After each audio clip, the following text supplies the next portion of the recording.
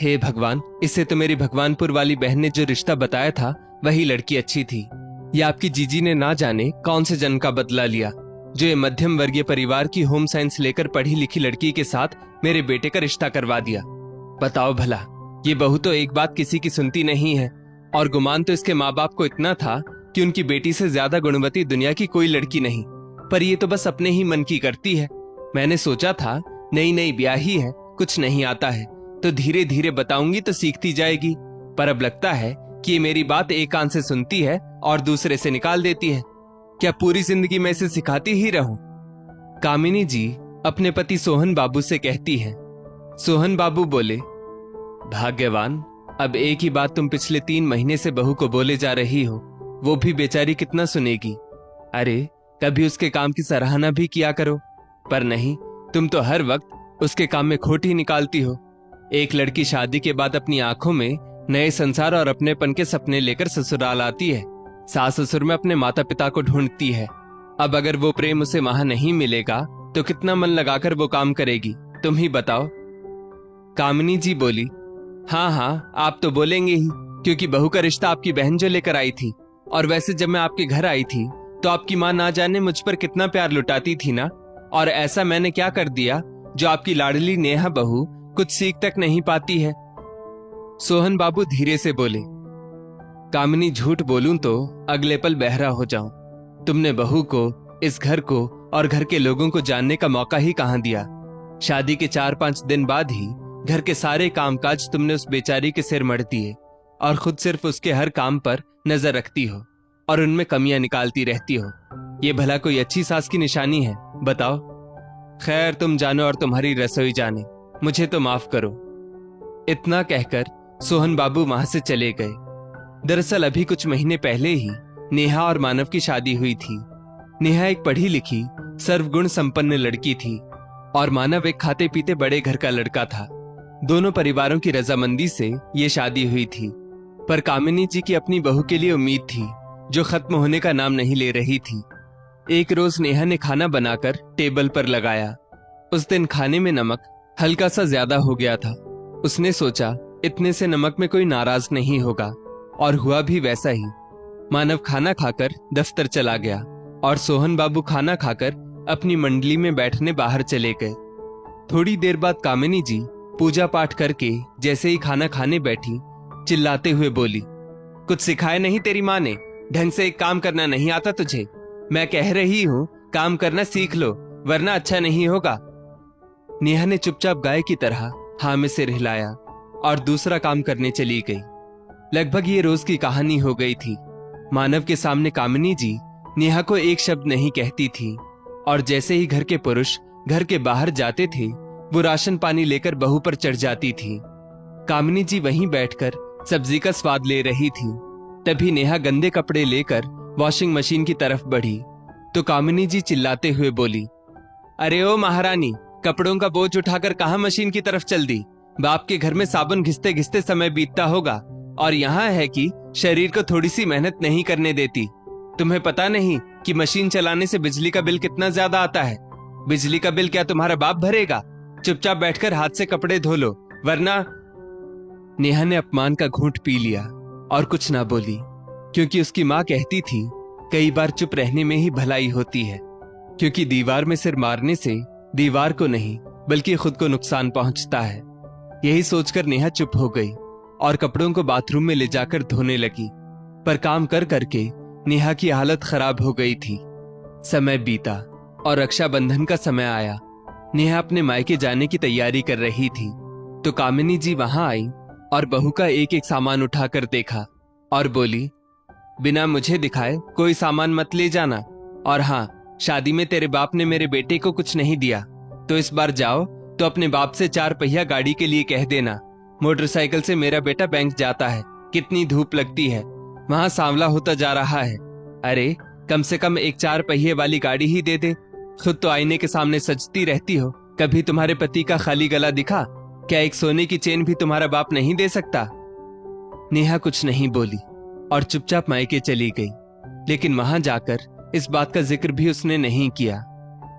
नेहा की मां सुनीला जी बोली, क्या बात है नेहा, बहुत कमजोर लग रही हो, और उससे ज्यादा थकी थकी भी लगती हो। क्या घर का काम ज्यादा हो जाता है? नेहा बोली, नहीं माँ, अपने घर का काम करने में कैसी थकान। हाँ, कुछ बातों को सुन सुनकर जरूर थक गई हूँ, पर यकीन कीजिए धीरे धीरे मैं सब कुछ संभाल लूंगी, जैसे आपने और भाभी ने इस घर को संभाला है। एक दिन मैं भी अपने घर को संभाल लूंगी, आप मेरी चिंता मत कीजिए।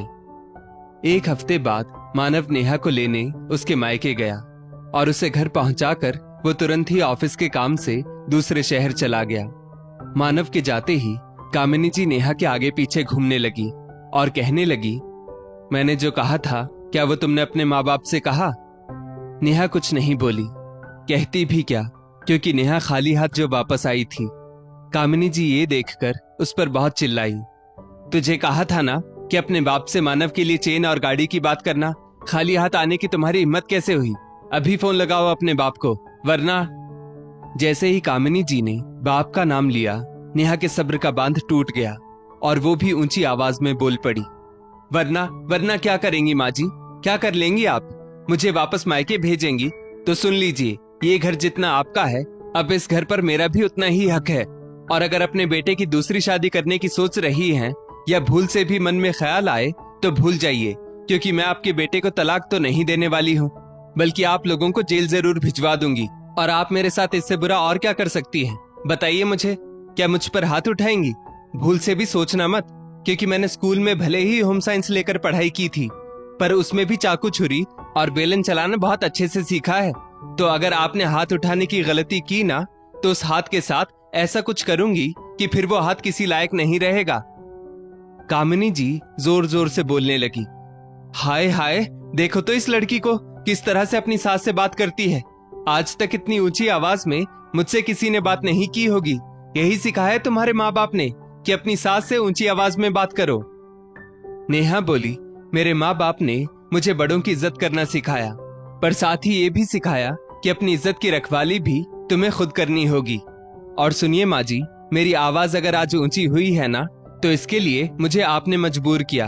बात बात पर आप मेरे माँ बाप को ताने देती है। अरे, खुद के घर में एक लड़की होती ना, तब पता चलता कि जब ससुराल वाले लड़की को उसके माँ बाप के नाम से ताने देते हैं तो उसे कैसा महसूस होता है। और बेटी होना कोई जरूरी नहीं है। क्या एक औरत दूसरी औरत का दर्द नहीं समझ सकती? कामिनी जी बोली, आने दो आज मानव को और उसके बाबूजी को, फिर बताती हूँ। उन लोगों के सामने तो तुम बड़ी सती सावित्री बनकर रहती हो, और उनके घर से बाहर जाते ही ये रंग। नेहा हंसकर बोली, और इससे ज्यादा आप कर भी क्या सकती हैं?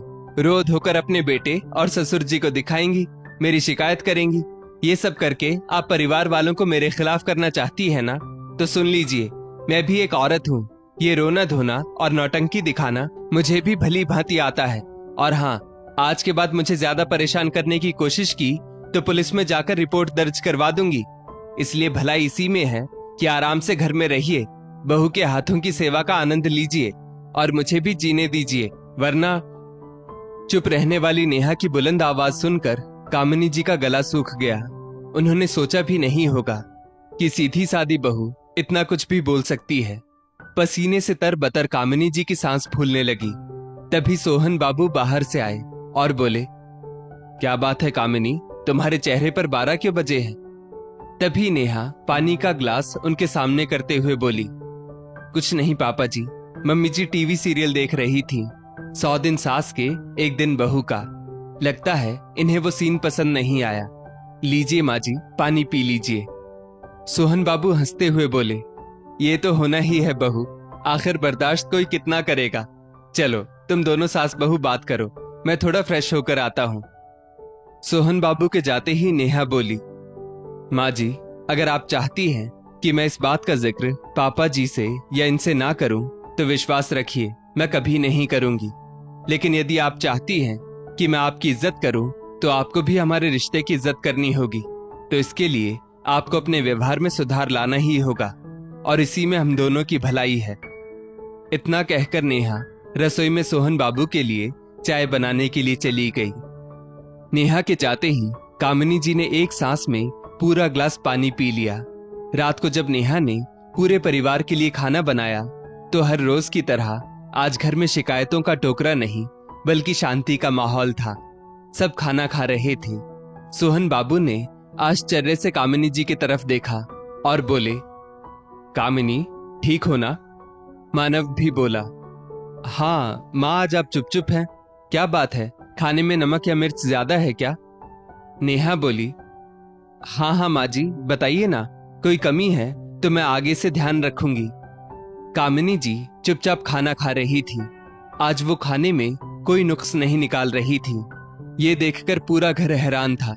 फिर कामिनी जी बोली, नहीं नहीं, सब ठीक है, धीरे धीरे आखिर बहू सब सीख ही गई, और आज नहीं तो कल सीखना ही था।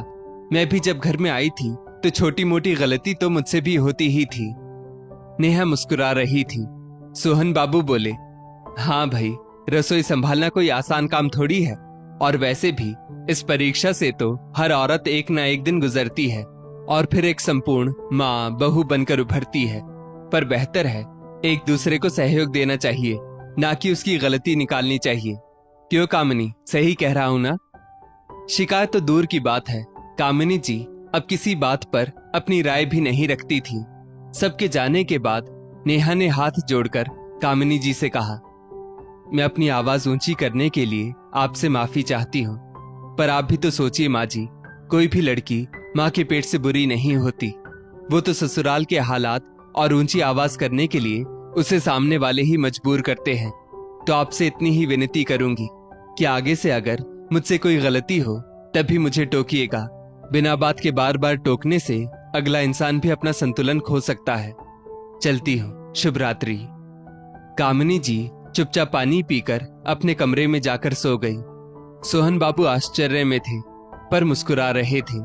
इतने सालों में पहली बार बिना शिकायत का पिटारा खोले वो सो रहे थे। फिर धीरे से उन्होंने भगवान का आभार प्रकट किया और बोले, चलो, अंत भला तो सब भला। दोस्तों, इस स्टोरी को लेकर आपकी क्या राय है, नीचे कमेंट करके जरूर बताइएगा। और ऐसी ही और भी बेहतरीन वीडियोस के लिए हमारा पेज जरूर फॉलो करें। धन्यवाद।